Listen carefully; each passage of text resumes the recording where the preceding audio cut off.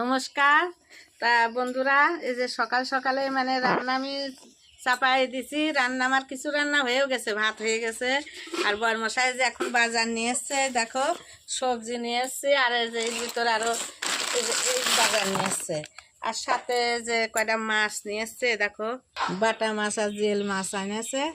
তা মাছ কয়টা আমি এখন দেখি কুটি ধুয়ে নিয়ে আসি।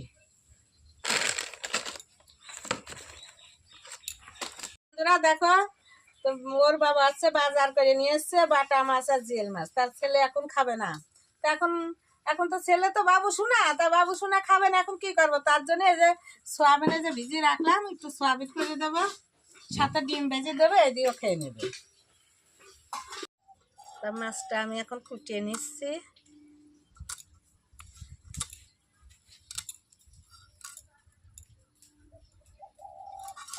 তা রোদ্রির জিল পড়েছে তো গাটা একটু শীত শীত লাগছে, তাই একটু রোদ্রি বইছি, বেশ আরাম লাগছে। রোদ্রি বসে মাছ করছি, ভালোই লাগছে।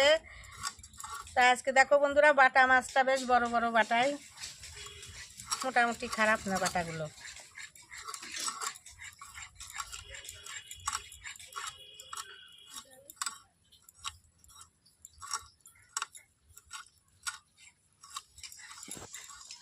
বড় বাটা তো মাঝখান দিয়ে একটা কাটাই দিয়ে নেবো।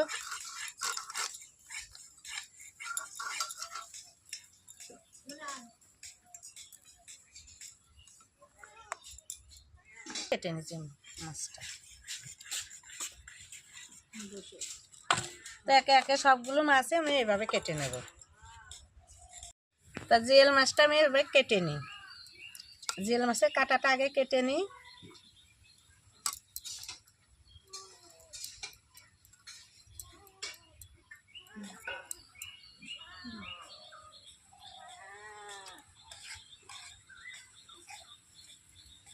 জিয়েল মাছে আঁশ নাই, কিন্তু গায়ের উপরে একটু চেলি চেলি থাকে, তাই ভালো করে একটু আঁচড়াই নিচ্ছি। তা জিয়েল মাছটা আমার পরিষ্কার করে হয়ে গেছে, বটিতে আঁচড়ায়। তো এখন এইভাবে কেটে নিই।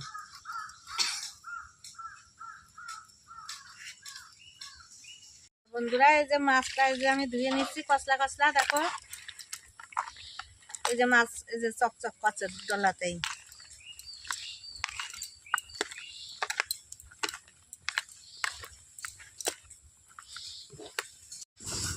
তো বন্ধুরা দেখো, ছেলের জন্যই সয়াবিন করবো আর আমার জন্যই মাছ করবো।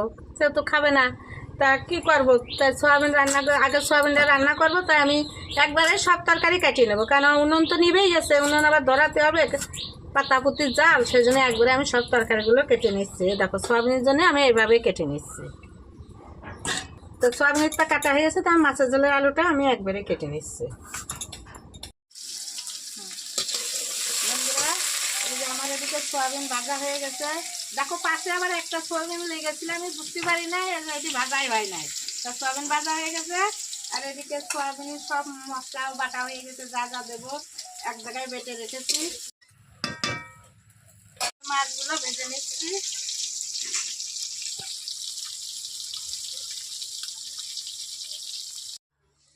দেখো বন্ধুরা, আমি রান্না বাড়ি করে নিয়ে চলে এসেছি, বেলা হয়ে গেছে।